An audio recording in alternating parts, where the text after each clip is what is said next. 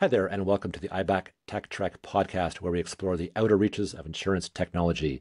I'm Tom Reid, your science officer on this journey, and today I'm pleased to be joined by Stacey Miranda, Senior Director of Product Management for Canada for Vertafore. Hey, Stacey. Hello. How are you? I'm good, thanks. Thanks for having me. Oh, my pleasure. Hey, so Stacey, you've been around the industry for a while. A lot of people know you, but I'm sure not everybody does. So, for the benefits of the six people who don't know you, can you give us a little background on yourself and tell us how you came to be senior director of at Vertafore Canada? I'll give you the condensed version of my resume. So I started back in '98 at a direct writer as an agent, not a broker. Moved very swiftly into personal lines underwriting. Was a client relations escalation manager dealing with one level below the ombudsman. Moved to the company side at a broker distribution channel, Ontario insurance company. Underwriting again, moved to marketing rep, traveling around Ontario mostly and Alberta visiting brokers, signing them up to my carrier that I worked at. And then around 2008, I had been working on one of the first carrier portals in the industry. I'm sorry, everybody, about carrier portals. It wasn't my idea, but I was one of the first trainers on one of the first systems. And an opportunity opened up at the time at Keel. We were a family-owned company then before Vertafore took over. And I moved to the sales team there, was the sales manager for a while. That led a really nice synergy for me making promises out in the market to brokers that I was signing on to our system. And I wanted to see some of those promises come true. So that was a nice transition in 2020 for me to move over to the product side in the leadership capacity. So my role now is leading product for Vertafore Canada in partnership with my colleague Natasha Joyal, who leads the dev team. And I also lead the partner program for Ontario. Excuse me, for Canada. Awesome. Stuck in the past there for a second. Well, we all know Ontario and specifically Toronto is the center of the universe. So, I apologize, BC people who are cursing this right now. I know I'm being cursed, and it's fair. I'll take it. yeah, comment down below, as they say in YouTube land. So let's talk about Vertafore and Signature. So in the last 12 months, so cast your mind back to 12 months ago, what have you guys done that you've brought to the BMS that's new? Sure. So Signature is actually a really old product name that's been decommissioned. SIG is the core broker management system, is the hub of everything that we do. We've got a number of tools that, depending on the broker's requirements, can be added or not added to our solutions in that case. So in the last 12 months, where we've spent a lot of time is security updates, foundational improvements into our architecture, um, building up our API suite. So we've got a number of brokers. I can name a couple because we've done press releases and podcasts with them directly. So AI Insurance is a really good example. Fuse Insurance, Kevin Lee's office is a really good example where they're out in the world doing cool things. And so we've have our industrialized API suite that we've been really listening to our brokers using and expanding the use cases that our APIs cover. We also, in collaboration with our brokers, have been talking to some of the bigger pain points, speaking to them about some of the bigger pain points that they experience. And renewal management was consistently something that we heard that is a pain for brokers to deal with. A lot of brokers were investigating RPA tools and other systems that might be able to help them manage it. And that's great. And we don't want to discourage that. If that's the direction brokers want to do, we want to help facilitate it. But it also gave us pause to think about, okay, so programmatically, what could we do? So we released actually a renewal compare tool. So we already have a wonderful dashboard that takes prior term and current term side by side and helps you highlight any changes, additions, removals, or deletions of coverage. And so we built a comparison tool that allows brokers to set up benchmarks. So for example, if I want every single renewal that is, a homeowner's policy that's got less than 2 mil liability, I can automate suspenses, which is our term for an abeyance or a follow-up. I can automate that being created. And I can do that multiple scenarios per company, per line of business, exactly as the broker principal or broker management team wants to direct my team to manage. So that was a really nice feature that we have plans for continued enhancement, but it's getting some good adoption right now. We also, of course, like other BMS vendors, participated in EDOC certification working groups and completed the certification program. We're really focused on making sure that we are up to date in our codes. So we are right now at the top level of available CZO codes. We're at 147. I think the newer one is 148 that we'll be working on soon. I don't think everybody is as up to date as we are. At least we find there's incompatibility sometimes because people are a few versions behind. We also removed a number of deprecated codes that were sitting in our system, just historically had not been touched. That was a big cleanup project that it just speaks to our dedication to protecting the data integrity of our broker solutions. And then in parallel to that, so that's everything happening inside the SIG core broker management system. We're building out a new web-based interface. So we're getting requests, like every broker management system is, for newer and more interesting modern tools. And we don't want to force our brokers into a situation where they have to migrate to a new platform. So on top of SIG, brokers can elect to use a web-based platform called My Broker Home that seamlessly syncs in real time with SIG in the background, but delivers the experience in a more modern UI. So for example, what we've done is taken a look at our activities. We had a lot of conversation with our users, and we've completely redesigned the way our forms look for activities and suspenses. And so we're doing that in a number of different areas and completely redesigning the functionality to go with it as well. Heavily in collaboration with our users. The next biggest bucket is what we're doing on the data side. We've been doing a couple of things, making incremental changes to some of the reporting data that's available in our reporting suite. As well, we've been working with brokers that are doing cool things with Power BI and making it easier for them to automate the connection between our reports and those Power BI tools or Tableau or whatever it is they're using. As well, our professional services team has been working with brokers to help them imagine what their reports should look like. So what we're hearing from a lot of brokers is, they want to do newer and interesting things with their data, but they're not sure where to start. And so we're helping with that, where to start, and where they don't want to work with us on that front. We've also got connections with brokers such as Sutherland Insurance, who has a whole team that's ready to help brokers do that, and we'll connect them with another tool through Sutherland if that's what they'd like to do. Awesome. That was a lot. So thanks for that, Stacey. We've been busy in the last 12 months. There's more. Yeah. Well, it's a great way to start. So one of the other projects that took place over the last 12 months was the Wawanesa API sharing project, which launched or initiated by IBAC and then taken over, managed by CSIO, and rebranded the API sharing initiative. I know you guys sat on that committee for every meeting that I attended, and likely a few more. So what is at Vertafore? What is the thinking about that initiative? You talked about you're working on a bunch of APIs in general. What's the thought amongst the Vertafore team around that particular initiative? In general, it's great. Anything that moves us forward together as an industry, any sort of sharing of knowledge or information is exactly where we need to go. So certainly IBAC and Wawanesa and CZO taking it forward need to be applauded for really pushing that initiative.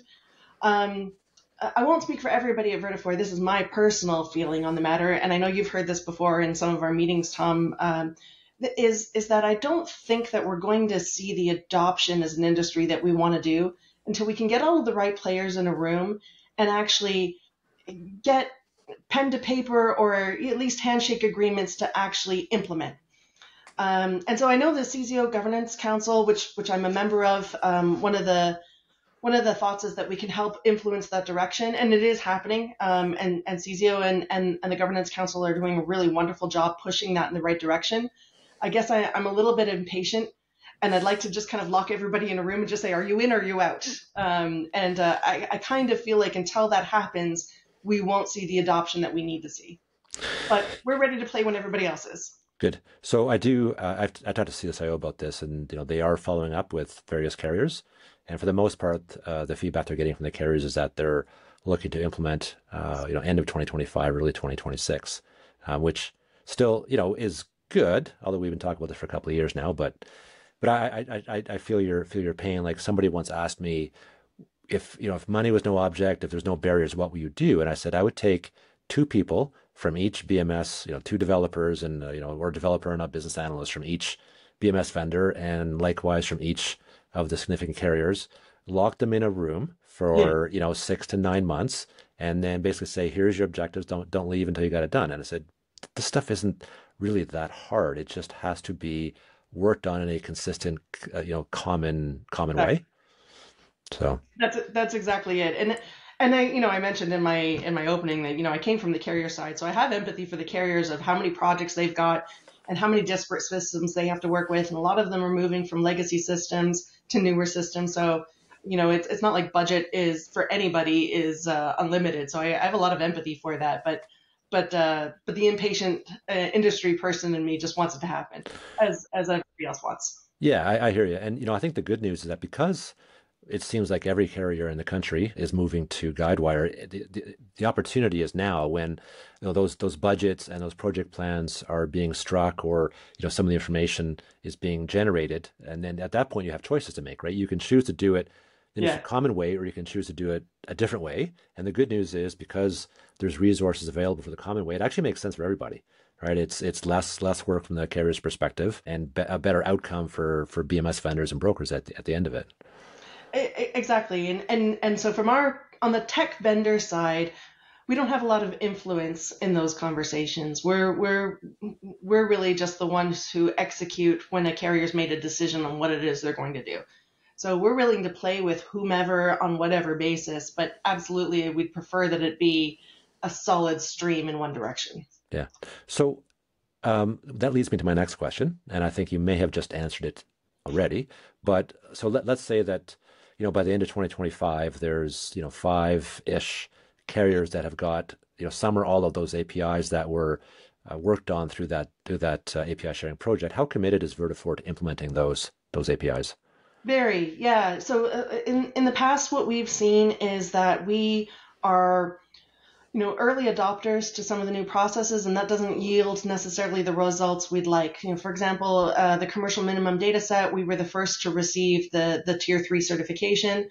But then we weren't able to gain traction with a number of carriers to really drive adoption and drive any sort of critical mass.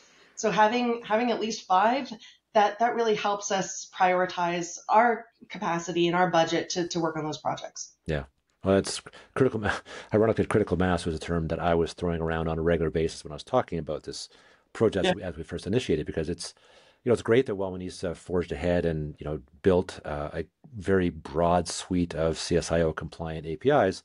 But there's no point if there's just one of them. There's no point from a vendor's perspective implementing. There's no point from a broker's perspective to adopt it, because it's just yet another process. But when you start having enough share of market or enough critical mass to make it happen, then it starts to gain momentum on its own, and then other players win, and it just starts to snowball. That's the entire theory behind this, because there are no contracts, there are no agreements. There is simply a sort of a common understanding that this is the right thing to do for all parties. That's exactly it. I think in one of our industry meetings, I likened it to a three-legged race that we're in right now, where not everybody's exactly in step, so we keep stumbling. But if we can get in step, then we can actually start running. Okay, that's it. I'm sorry. Now I've got that visual in my head for some reason. It seems to go along with picnic and drinking.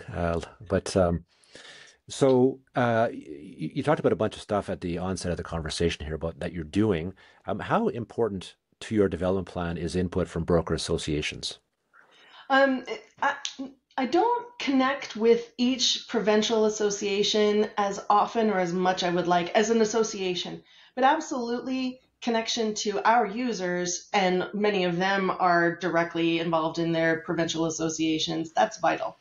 An example where we do get information from associations is, right now, IBAO has been really great about kind of corralling everybody, for lack of a better word, for the Ontario auto reform changes that are planned to be coming out.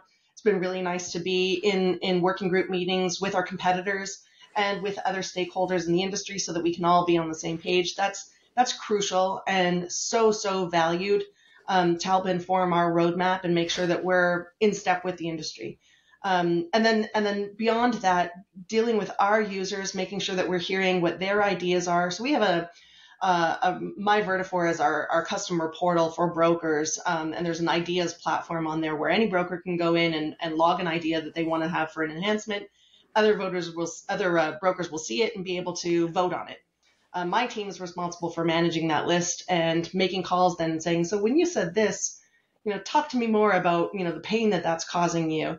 So that sort of insight directly back from our users, a lot of the things I mentioned in my opening were directly from broker ideas submitted to us or conversations we had or wherever. Okay, awesome. I want you to think about future, and the future today usually starts with two letters, AI. So maybe talk to me about what Vertafore is planning in the near future in general, but also very specifically around AI improvements to your tool. So there are a number of initiatives where we've got brokers that are looking at AI tools that they'd like to bring into their environment. Because of the way that our SaaS platform is structured, it's vital to us that we do that in a way that protects any level of potential corruption or security exposures, etc. So we have a very solid risk management team that vets any of those things that we'd like to implement. So on a general basis, our strategy to modernize the way that we are working right now with APIs is vital to our application of AI, period. There are a number of tools that some of our partners are introducing, RPA tools, telephony call summaries, that sort of thing that we're talking to some of our Orange partner integrations to bringing. And then on the, what are we doing where it's not a partner or that it's just us? There's actually a large committee for Vertafore Global that's really just getting started, looking at some of the tools that exist, both for our own purposes and for broker purposes that we'll be implementing. So I can't really quite share that just yet. But it's a huge initiative and undertaking that Vertafore Canada is just a small player in the larger global sphere of what's possible for insurance transactions. Okay, that's great, Stacey. Thank you very much. So, question that for all of those brokers out there that are not currently on your platform, the question in their mind is, why should I switch over to Vertafore, right? Almost every broker has a broker management system, right? To swap broker management systems is heart surgery on a brokerage for the most part. So Yep. why, basically it boils down to, why should a broker switch to Vertafore? Sure, yeah, and you're 100% right. When I was on the sales side on the VMS, I used to tell my prospects, if one of my competitors tells you this is easy to switch, run away far and fast, because I'm going to tell you it's not easy. We will make it as easy as possible. We will support you. We will guide you. We will make sure the implementation goes as bump-free as possible. But to say it's easy is incorrect. But why they should look at us is really the way that we are open and honest and transparent and listening to our brokers. So where we have an opportunity to hear what is the biggest pain for our broker, where we hear some of the cool things they're trying to achieve, rather than say, no, that's not on our roadmap, or no, that's not possible, or that's not the way our system works. Our brokers will tell you that we are the first to sit down and really, truly consider the art of the possible. Any one of our team members on our leader team in Vertafore Canada is accessible pretty much day and night to our brokers. Many of them have my cell phone numbers. I get calls directly. And when we do get those calls, we take them seriously and we take the time to learn and understand. We'll be very honest with them about what we can and can't do.